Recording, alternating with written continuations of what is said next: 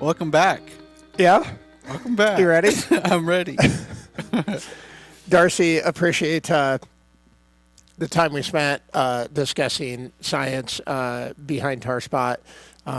Obviously, it's fun as we've gotten to know so many of the people doing great work in the industry. It's kind of fun to do the update and bring stuff back around. So interviewed you, I think, 2023, so about 2 years ago, and obviously got great science updates. Excited to be back and talk about management of tar spot. One of the things I've realized about agronomists, and this might come across as slightly offensive, but you're all a little different, you know. But I don't call myself an agronomist either. But some of you, particularly ones like this, have some, weird quirks, which is they think they're way funnier than they are. So we do our introduction live. So welcome back to A Penny for Your Thoughts. We're on the campus of Purdue University with Darcy Telenko. Thank you for giving us the updates. Conversation around science behind tar spot. I'm Sean Bloomgren, and I don't even know how to pronounce that. I have an imaginary friend named Fabrizio. Fabrizio. Yeah. Your imaginary friend named Fabrizio. I think I like him more than I like you. Interesting. I thought that was something you'd give up as a child. Yeah. That's who I have my conversations with when Darcy's stressing me out because I think I have to scout corn that's this tall to find tar spot. So, well, is he one of your cousins? Fabrizio? Is he Italian? Fabrizi's more Italian. Yeah. Darcy brought him back from Rome when she came. That wasn't even planned. Morgan, are you excited? This is what you have to deal with in a few minutes. Yeah, when we're done with this. So I'm looking forward to this. I'm looking forward to the conversation around management. Despite obviously 2025 being the Southern Rest year, we still have a lot of conversations around one pass versus two pass. When tassel versus R3. So we'll get into some of that stuff with Darcy. I figured I'd start with what you saw in terms of, we talked about kind of an update on just what you saw in terms of incidence and severity in Indiana. What do you see in 2025 in terms of, not necessarily in your trials, but just overall in efficacy of our fungicide applications, timing and all that?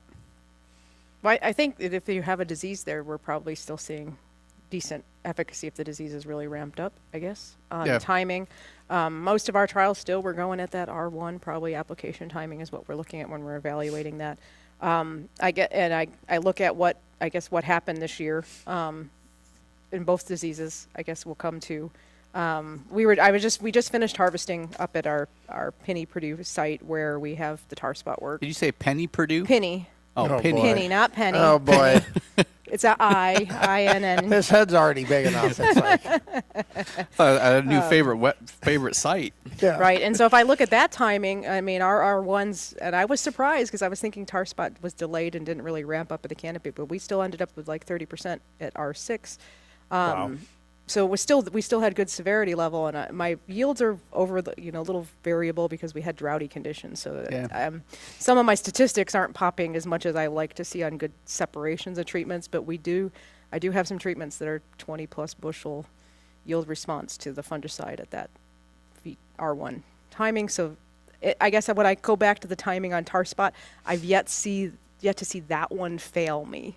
On managing the disease. If I went too early, I've seen it fail, and if I've gone too late is where I've seen it. We waited too late. So if we're talking about that timing on that, but then the Southern Rust thing moved in late, right? So it was about R4s when I was getting those calls on what to do.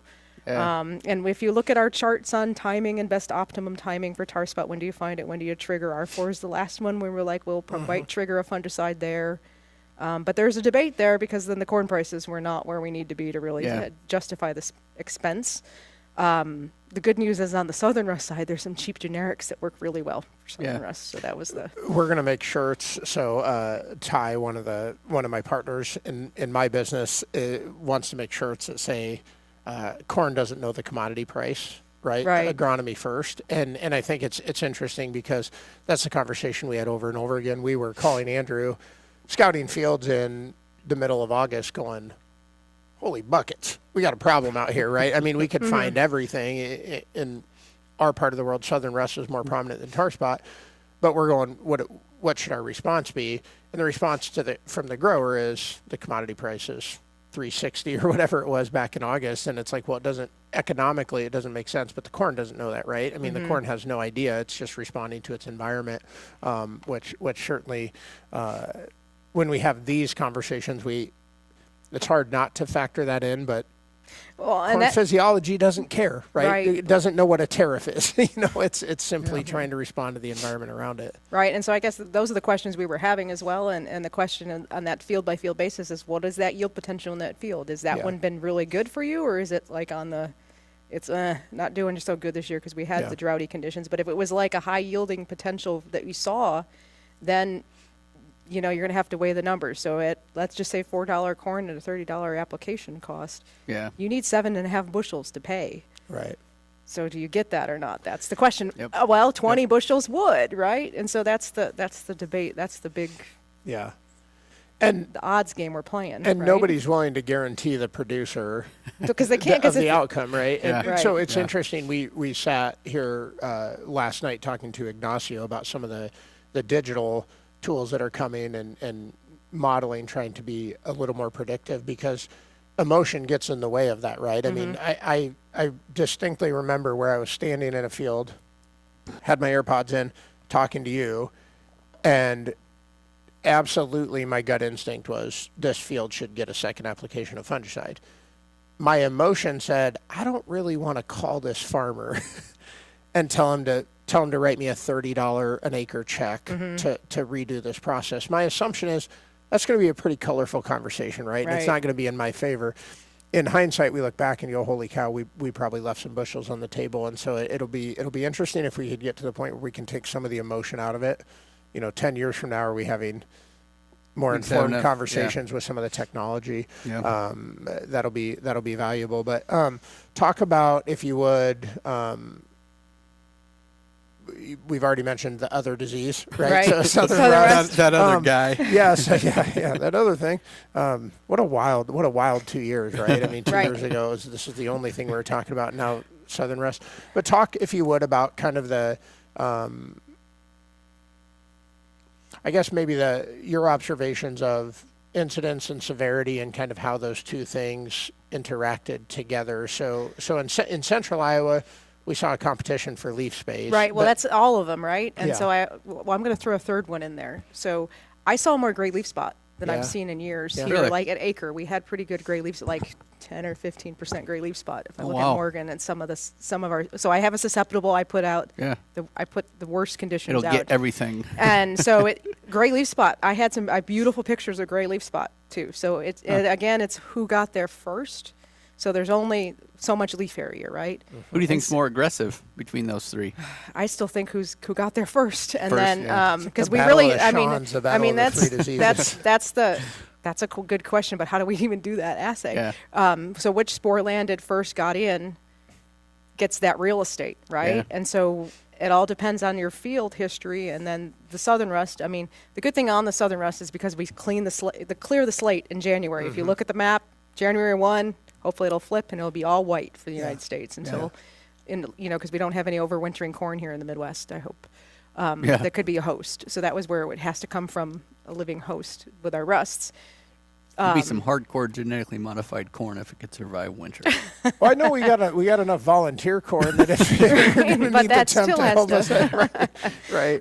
But first I think you have to look at that. So I would say here at Acre, probably gray leaf spot was my bigger problem if I look at the diseases. We rated probably 4 diseases, 5 diseases, depending on whatever disease was there. So we had northern corn leaf blight, we have tar spot, we have southern rust, gray leaf spot, and then on a side note, there's some physoderma going on out there too. I did see that this year. Yep. And then there could be northern corn leaf spot. So there could be it could be a cornucopia of diseases. There's the word of the day, cornucopia. Agronomy puns.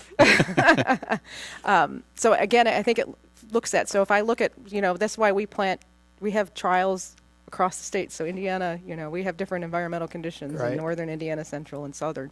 And so luckily I can put trials in southern Indiana, and that's where we had beautiful, and I'm back to the beautiful, severe, like looking at, like trying to collect data, I had southern rust was there. Those leaves were consumed mostly by southern rust. We did have a few other gray leaf spots, but mostly southern rust came in. So I had the orange leaves, and I think we still came out looking a little orange when Morgan and I were rating. We're going to have our marketing team make it like a stromata, like a beautiful stromata with a dress on and like big, I'm so big fancy. big pretty eyes, smiling. But then here, I would say probably gray leaf spot was our bigger disease, unless northern corn got in there or something and took up that whole, because those are big lesions. And then tar spot was primary disease up in our plots north. So that's kind of depends where you are and what the history was, what disease moved in and may have caused issues. When we had the conversation that we had with Darren Mueller and Allison Robertson a month ago or so, we talked about this idea of agility in our response. So what active ingredients are we using in our fungicides, and then our timing. Has that conversation, a couple years ago, it felt like if we even see a speck of tar spot, we're too late. Pull the fire alarms, right? We've certainly learned a lot. We talked in the science episode about it being more bottom up now. The inoculums there, a more patient response. But has the timing of fungicide, talk about your learnings about the timing of fungicide and 1 pass versus 2 pass.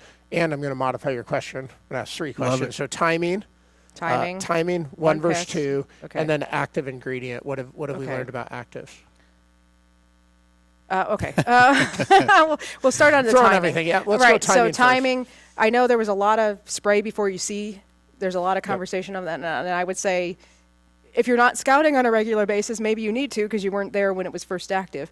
But we still can find it, and because it's bottom up, you can find it and you can see it increase week after week. But that timing, so if I'm looking at an optimum 1 pass program, that timing where most of our data lays is that silking to R3. That's my window still, and that's from data we took where we had 3 years consistent tar spot, and it varied on when it started. So if I was just talking through that data yesterday. So in 2019, it was middle of July when it really moved into that field, 2020 end of July, and then 2021 the 4th of July. And I know every year there's probably a different timing that was the best for that year, but if I merged all that data and said I just need to pick when I'm going to go, that window for disease control was that R1 to R3, with the R2 being the best, but they didn't separate. So that's my window of where I want to be for disease control with 1 spray. But I would say I haven't seen the BT-R1 fail in managing and protecting yields. I've sometimes seen the R3 come in too late. Yeah. Because they waited too long. That's really good. So I'm going to hijack. I gave you a plethora of questions, and I'm going to jump back in.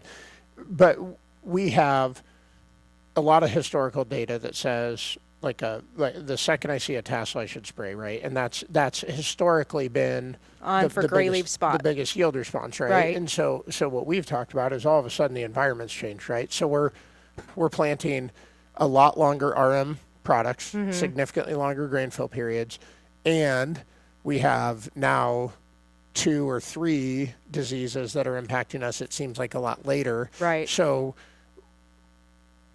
are you comfortable with making the statement that we're probably moving out of just kind of that blind tassel application, and we need to be a little more responsive? And so the silks are out there too with the tassels a lot of times too, anyways, right? Yeah. So but I guess it depends on your target. So there is some caveats at green silk application needing if you're worrying about gibberella or ear rots and protecting against mycotoxins. So there is that it's not really as widespread across the state, but northern states that have it consistently a problem, that's where they've been, like if I think of Ontario, Canada, they don't want to move off of that spray because that's their priority. So you got to look at what's the priority that I'm protecting. Does anybody in Canada listen to this?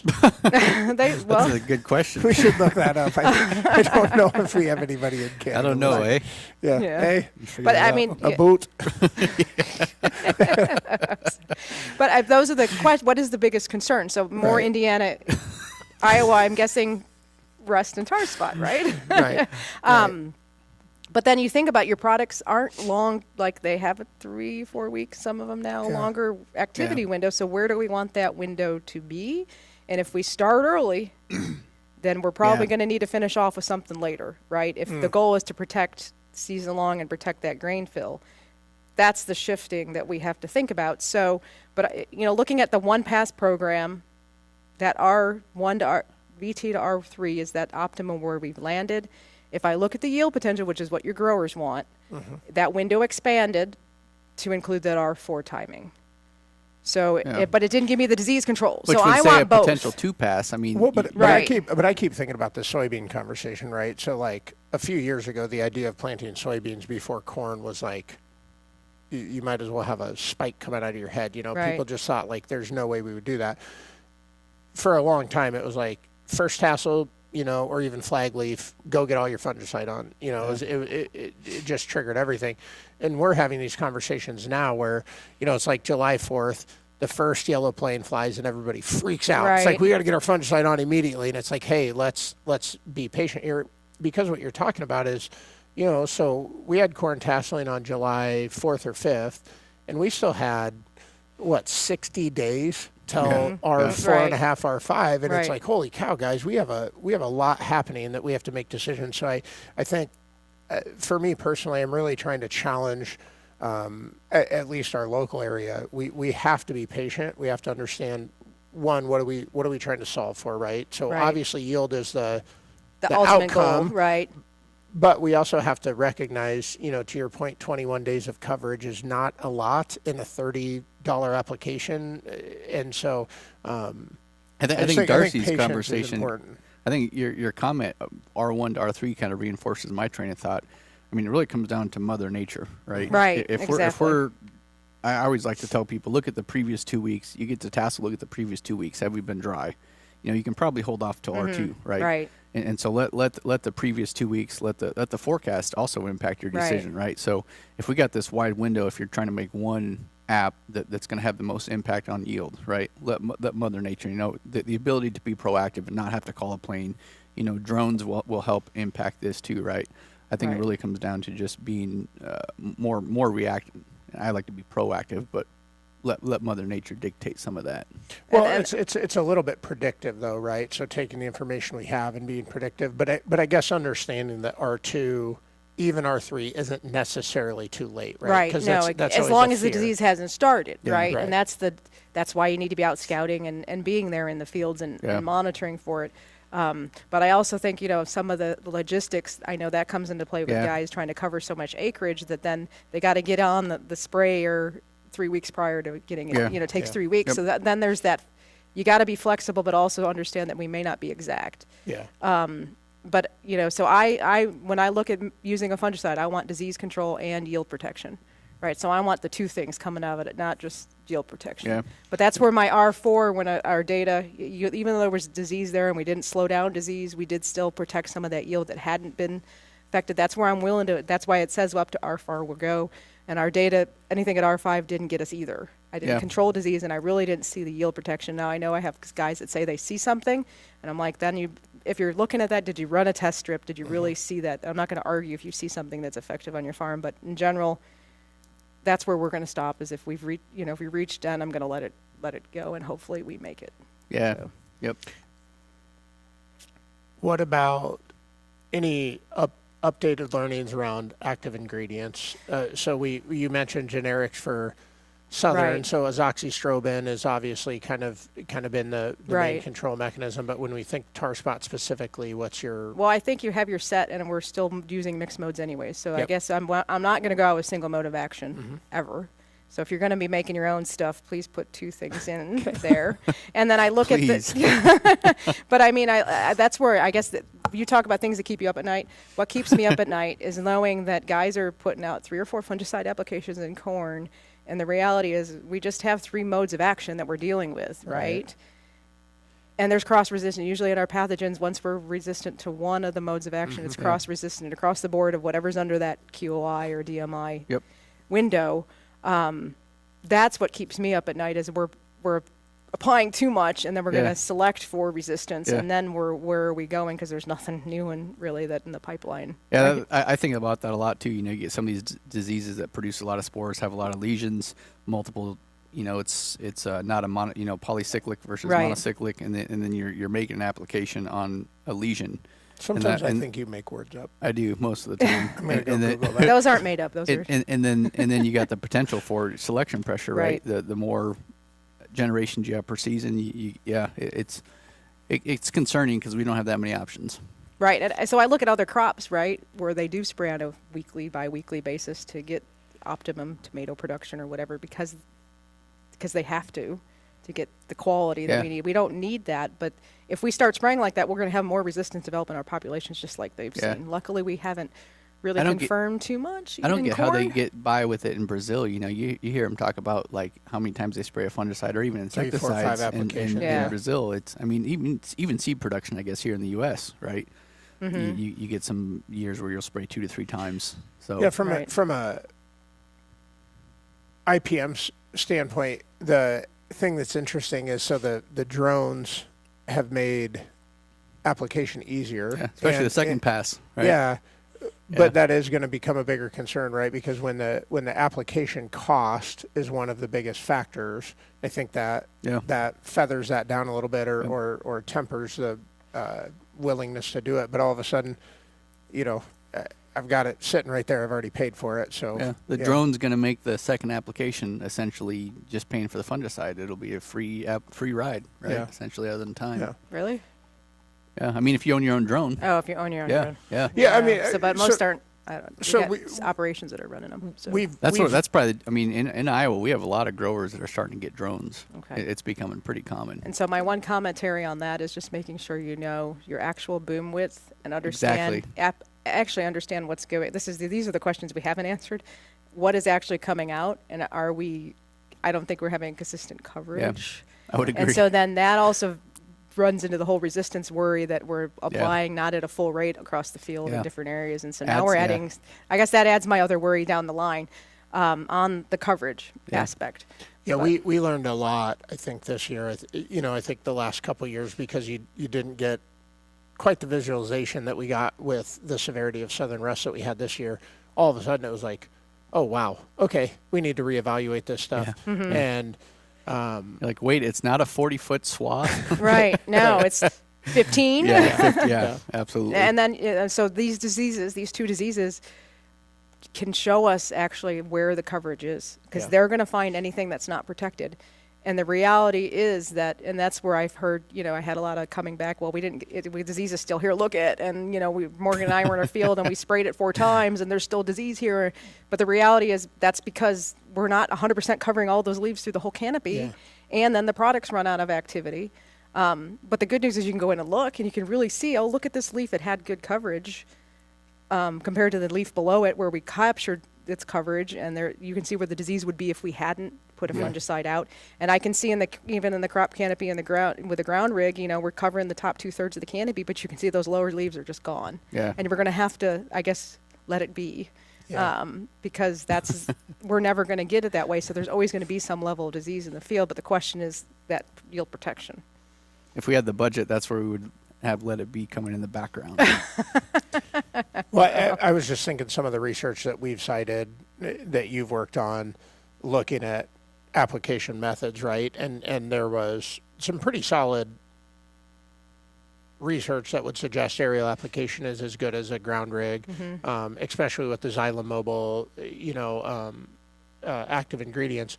But then all of a sudden you look at this year where the severity just explodes, and it's like, I don't know that I could, back it up with data, but from scouting, it definitely seemed like higher water rates, ground rigs penetrated more on the leaf, did a little bit better job, which was, it's anecdotal because of a small area, but all of a sudden when the disease severity goes as high as it was, I'll do my best to keep us on track here, Andrew. Sorry, we have a tendency to do this, but talk a little bit, Darcy, if you would, about yield impact as tar spot severity increases. What do we know about that? So how do we I don't think it really switched much. I think we're still back at that 1% on the ear leaf, a half a bushel, I think is where we landed back in the day a couple of years ago. 1%? For every 1%. 1%, it was a half a bushel, I think is what if you look at some of our first papers we put out on that when we were looking across hybrids. Does that seem to grow? If you have 30%, so let's just say we have 30% tar spot and that leaf dies, we're probably 50% yield loss, right? Yeah. So what is that math? I don't know. I don't have a calculator. My brain's not working this morning. And I'm slow as I write. But I mean, I can't do math. But I mean, if you think you lose 25% of that leaf, we're going to lose that yield potential. If that 25% of leaf by dent is gone, that's the significant yield losses. And then there's so much real estate, really, the percent. So when we're up in that 25%, and I'm looking at the spots on the leaf, not the leaf death, there's no more real estate left. And then that loss is occurring. But have you learned, one of the things, again, we have all these tools. It'd be nice if we could get everybody to use them, right? Right. That would increase our accuracy. Have you learned, say you're just thinking about, you wake up one morning, go outside, you think about the weather the last 2 weeks. Have you gotten more accurate or better at maybe using just what Mother Nature and environmental conditions? Be like, oh man, this is perfect. Tar spot's going to flare up. Yeah, what I see, the morning fogs. Yeah. Yeah. Morning fogs, cool temps. Cool temps, I know it. But then if we walk out and everything's curling, I'm like, well, this ain't tar spot weather. Yeah. That would be my gut on what's going to happen this season. Same thing, dewy mornings, morning fogs. Yeah, morning fogs, cool temperatures. That's going to trigger the disease in the canopy. So if it's in May and June, then we probably have an early onset of the disease to think about. And that's maybe when we talk about the 2-pass programs, maybe we need to trigger that. Yeah.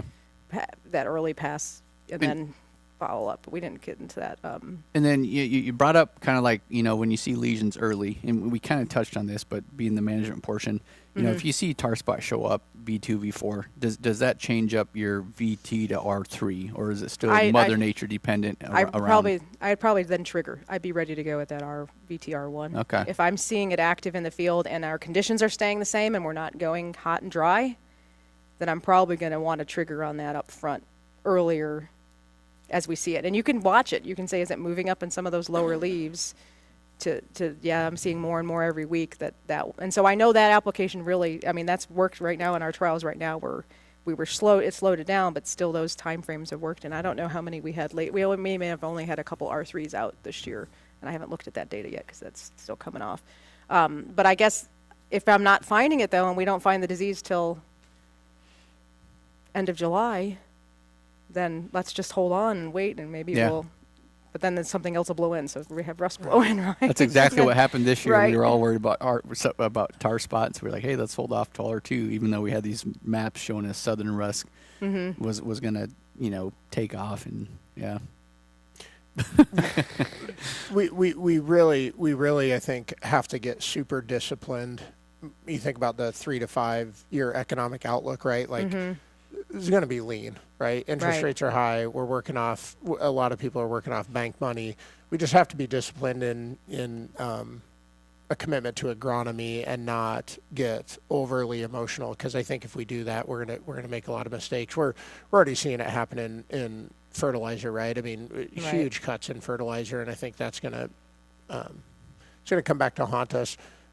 We touched briefly on 2-pass fungicide.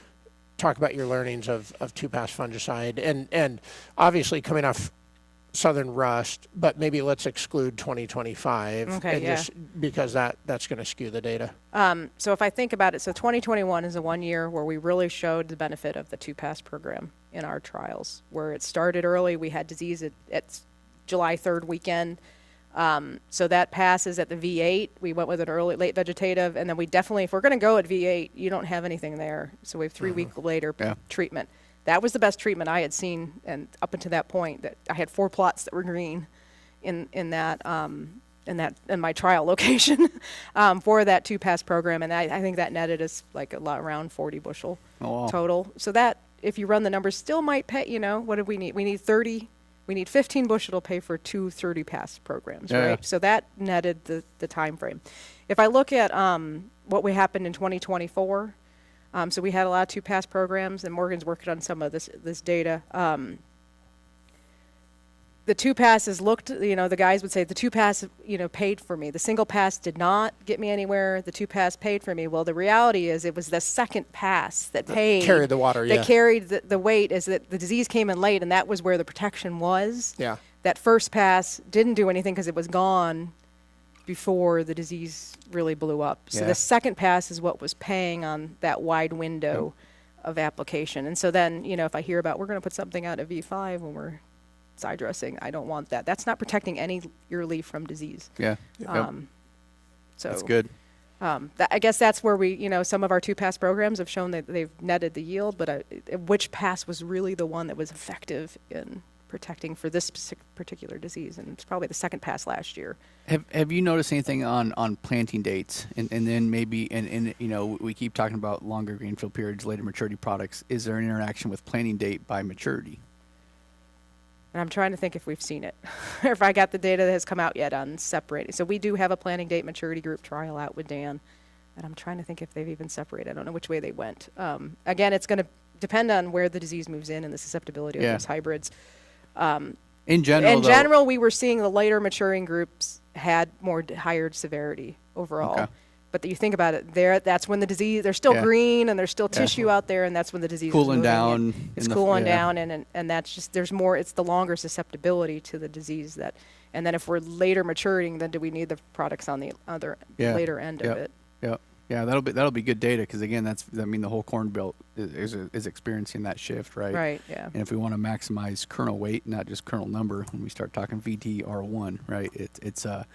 That kernel weight's going to become pretty important. And I think one of those years where with the earlier plant, so the idea is if we plant earlier, do we escape it? And that one year it was actually opposite. So the earlier planting got hit harder, it got started earlier, and it had just as much disease. Yeah. So, like every year we learn something new. I was just thinking as we were talking, I had 10 points last year, and I think they're not changing. And number 1 was every year's different. Yeah. It's been different since we started. Absolutely. We're just continually hammering this idea that we've got to be really agile in our response, because it is getting wilder and wilder. You touched on this briefly in the science, but give me the ideal temperature range for tar spot. Now I'm going to make sure I say this right. 78, under 80. Under 78, 80. 79 was where I see it needing to start, right, and start to kick off and get the disease really rolling in that canopy. When it goes above 80, I think it slows it down, but that's if we're starting in the initial onset. So if we have a hot May and June, that probably slowed it down to not really have the disease start till July, August. Sure. But if we're cool in May and June, that's where it's going to get started. And then it doesn't slow down when we go into the 90s in August and July. Yeah. So it's really that building period that's so critical. To really get it started and get those spores moving, and we have more spores in the canopy and as they move in. So a cooler wetter spring is what's going to push the disease, versus a hot, dry spring is going to slow down. And we were talking about that in the last episode, where the nights never cool down, so the disease then isn't really going to take off because that gets pushed off. Yep.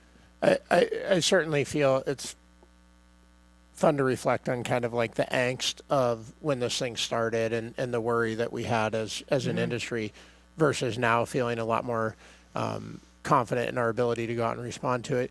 Is there any, you talked about the tools on the crop protection network and our ability to put fields in. Is there any other technology that's helping us manage tar spot? Okay, so you have the map. Yep. And I mentioned the model. Yep. So the crop watch, or whatever it's called, the crop risk model. And that's nice. Now also is just not only tar spot, there is a gray leaf spot on there. As well, if you want to, and then gibberellas on there. So we're looking at some of those newer models, and then it has the soybean models too. So it's all one-stop shop for the disease risk models that we've developed through the universities. And then the other side is there's the efficacy charts, and which is where you need to look at, there is difference between what we may want to use the optimum products for southern rust versus tar spot. So there is some differences there. There's some may meet in the middle, so you can cross-reference and say, I want these products. They get a good or very good, excellent rating. But those are the ratings. We merge all the data nationally on the different diseases that we see, because, here in Indiana, we see tar spot, gray leaf spot. In the South, they have a different subset. So we all merge that data to kind of give those ratings. So that's a tool. But in addition to those sheets, there's now a tool that you can use, that you can go in and say, I'm worried about corn and this disease, and it'll search all the sheets and give you the ratings of the products, and you can sort them in order. So there's within there's a tool to help you identify what modes of action or products you want to look at, or you can go specifically and just look at that product for the different diseases. And then finally, there's also a corn ROI tool, which is pretty cool. It came out last year. Again, it's taking all our university trial data, There is tar spot, and I think there is southern rust partially in that data that's feeding the disease risk. And so what you go in is you select, I have a high disease risk or a low disease risk, and it's going to give you the odds of getting a return on investment. You can say, you can put in your values of, I want, 260 bushels an acre on this field, or I expect 200. You can put that in. You can also put your corn price. So you can say, I'm going to get $380 Sounds like a tool corn. we might not want to use right now, but eventually. But I mean, you can put those inputs on, this is what I expect, and then it also has our averages for the fungicides that we've gotten. But if you can get this product for this amount of dollars, you can readjust it, and then you give it a second, it'll run the numbers, and it'll give you an idea of the possible net return per acre on that field using those products, and then the odds of breaking even. So it'll say you got 50% odds, or 60%, or 30% odds. The salesman in me hopes this website crashes soon and doesn't function again for a while. But it is if you want to look at a couple different products and what we've seen in the university trials, that's a neat little tool. And I think there's also now a white mold one as well for ROI. Yeah. So that one just came out too. We need to do more and more of that, in all honesty, because I think we joke a lot, but also serious. We've spent the last few years really just pushing the envelope on yield, so challenging growers to produce more. And all of a sudden it's like, okay, we're going to need to spend a little time on the economics of this thing, because some of the decisions we're making may not have that ROI. A couple wrap-up questions for you here. I know we're going to get to interview Morgan, but I guess as you're thinking about tar spot and what you guys are trying to learn, give us some insight in what you're hoping to learn moving forward. What are we testing? What are we trying to solve for now? Well, mainly, if there's new products, there's a couple new products that have additional things added to them. Are they going to look better on that? So we're continuing to evaluate anything new coming on the market. I think we still are looking at these 2 pass programs and timing on those. And then I know a lot of the questions, we have a lot of comparisons between the generic options, if we're mixing a generic versus the standards, to see how they compare. And then that's the idea, is to run those numbers on the ROI, right? And so trying to also have that. We do have some adjuvant trials going out too, just to look at, is that change some of the things on that. And I think that covers everything we got going on right now. Maybe the planning date, maturity group stuff. Those are some of the trials we have out. If I think about what's up at Penny. One other thing that I guess just jumped into my mind. Penny. One other thing that just jumped into my mind, it seems like more and more the industry is pushing foliar nutrition products. And I know that we talk about a lot of these diseases being opportunistic, right? So looking for senescing plants, whether it's natural senescence or premature senescence. Do you have a gut reaction to using, is there a benefit to using a foliar feed product during a fungicide application, if we're talking that R1, R2 window, specifically in disease resistance? I haven't done any of that data, so I don't have any data to back up that. I'm just going to go on, depends on what the product is. So some of your nutritional products, the sulfurs, the phosphates, they are original fungicides. They're the classic old stuff, so they do have some fungicidal activity. I know they're not going to be labeled for that, but that may be the response that we're seeing. And then it depends on the disease, so the health of the plant, right? And I'm going to say for tar spot, actually, it's the healthier. It's the years where Dan's saying we're going to have record bumper crop years, is the years that this disease is probably going to be also putting pressure on the system. When I have when my plant is not as healthy, less disease is going to, for at least tar spot, I see less development of that disease because the leaves are not as healthy for it to get in. And, I mean, so doing a better job with agronomy makes you more susceptible to tar spot. I mean, it's just because it seems like it really Thanks a lot, Dan. Oh, he's here now too. That's hilarious. All right, our favorite question to ask.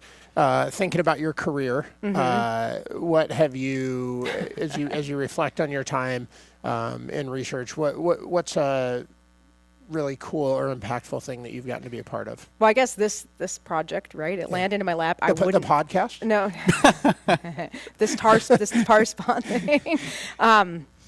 Learn about Sean's imaginary friend Fabrizio. I guess that so this is not a pathogen I would have picked out of the bucket. Because it's not easy to work with, and if I had my peanut route, huh? I would have gone a white mold sclerotinia, but there's plenty of people working on that. So that it's been fun to be at the start of it, I guess, and try to answer those questions. I mean, that's where I live and breathe, is when I know I can have an on-farm impact and have someone come up and tell me, wow, this helps me. That drives me every day. That gets me up every morning. Because there are other things that don't that I want to walk away from. But those are the things that keep me driving, that I know, seeing the impact. So seeing what's happened in the last 10 years and the fact that we're trying to have impact on protecting yields and talking about this disease, and that it's known nationally. And that's been pretty cool to be part of that. And the team, I guess I like working in the team that we have. It's not an individual. I have a lab group here, my colleagues, and then just the team across the country. We have a lot of fun as pathologists in the Midwest. So that's kind of been exciting. Tar spot's there, and we'll continue to do work on it. But now we've got soybeans wanted some attention lately, so I know we're moving into a new problem in them as well. So, well, I couldn't overstate it enough how much I appreciate, certainly your influence nationally, but even for me personally, I remember I'm rarely intimidated, but the first time we interviewed you, just feeling like, this is a really big deal, right? I mean, the impact on production and the work that you and your team are doing, and then helping us educate ourselves and our audience and our listeners is. Were you as intimidated this round? I had a good talk with Fabrizio this morning about my insecurities on the way here, and so I worked out some of that. But just I know when I think about my personal confidence to go to a grower and say, hey, we understand this thing now. We know what it's doing. We know the environmental conditions, and we can respond to it. I mean, you're such an idiot. Southern rust really caught us off guard, right? And that's an awful feeling as an advisor, when you don't feel like you did the best job you could. That's a terrible feeling. Feeling like we have the confidence to say, hey, we know how to monitor for this. We know how to respond to it is incredibly powerful. So. Personally, thank you, but also to our audience and to our growers. I know there's a great deal of appreciation for the work that you've done over the last 10 years, because it's taken something that was appropriately like corn feared, production, and now it's made it something that we feel pretty confident in our ability to manage. So Right. Well, you reminded me a little bit back when I was starting this disease. So Bob Nielsen is here, and. When I was talking to this tar spot I'm worried about, and he's like, oh, this is just this new plant pathologist, and she wants to run with this thing. And I'm like, but then the reality is him coming back and saying, oh, you weren't. I'm like, you didn't see, I saw these fields, and they weren't crazy. It wasn't just a little side of a pathogen to pursue, that it was really impacting the growers. That was probably intimidating going to Bob Nielsen. Right. Well, I mean, he complimented me the other day. I was like, wow, I guess I've done something good that I could. Full circle that moment. he's like, you've come, I've seen you mature the whole thing on this disease. So it was kind of a compliment to that as well. But then just, the evolution of that, and not to scare you, but it's not this disease that worries me at night. It's what's the one we don't know about. And how are we making sure that we're monitoring for that? And I guess that's the connection we always have to have, is being connected to the growers and seeing what's going on in the field and bringing that in. But I also worry we need to make sure we're still here 20 years down the road for the next step, and who's training the next generation and making sure they're prepared too. So that's kind of those things we don't know about. Well, that's what is it like? I don't know, and how do we detect that, and how do we prepare? That's Morgan's job. She'll figure it out.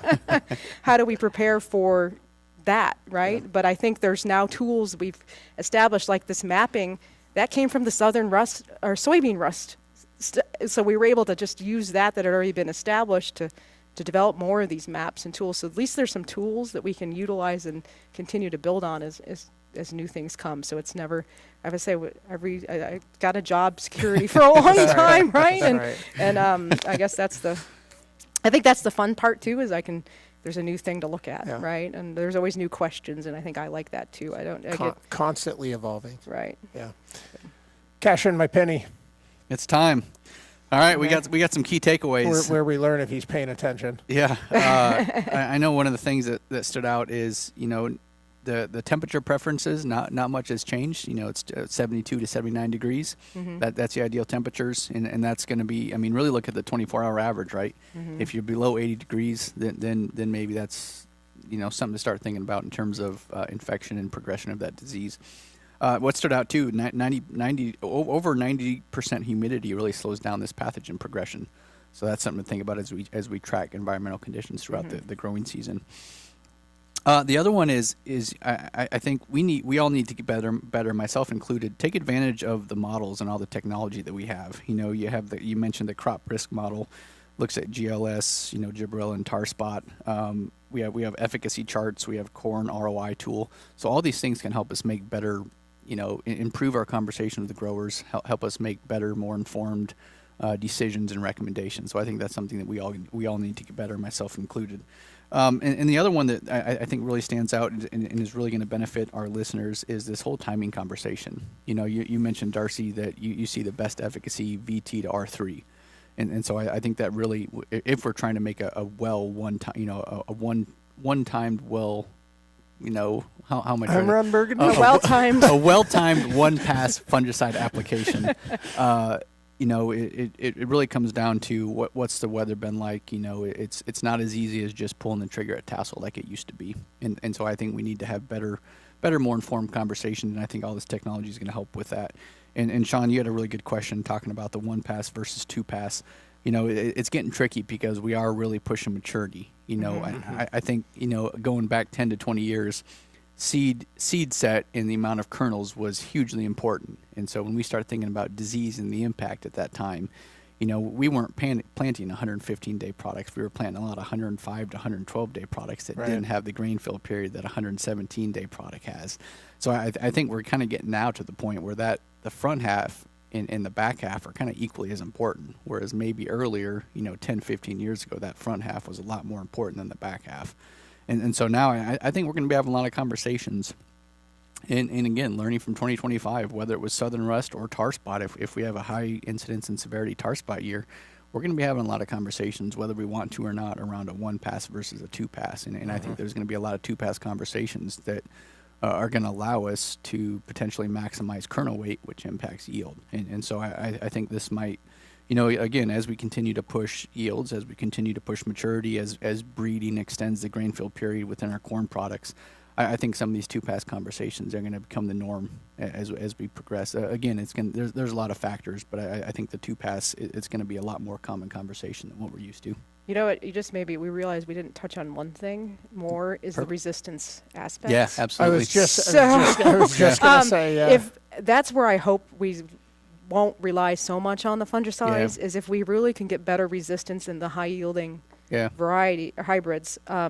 That's going to help us. Well, it's coming, and so that was going to shift the game too. Your susceptibility, resistance. I mean, there were fields that I was in across the street where that resistant variety didn't need a spray. Yeah. And it's blew up in the susceptible. Yep, so that angle is also going to play into the role of impact in the ROI if we rely less on the fungicides, I guess, is where I'd like to be on the disease side. Agreed. As well. Totally glad you brought that up because I'm seeing huge difference. And we have to make sure we're not opportunistic as an industry, because I think the industry is looking for ways to be profitable right now. And the two-pass thing is super appealing, right? Because you sit there and go, okay, if I could, that's an easy wallet share to capture.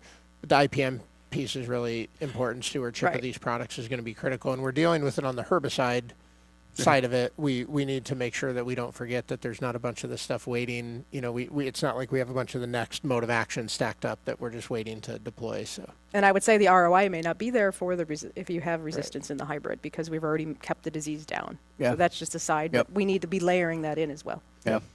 Darcy, thank you so much for entertaining us and educating us. Andrew, close us out with a teaser. Yeah, we are going to stay here at the University of Purdue. We keep mentioning these heavy hitters that Purdue has. We get to talk corn and corn high yield management coming up. So that's a good giveaway of who it is, but looking forward to it. Darcy, thank you. Thank you. Good to be on. Thank you.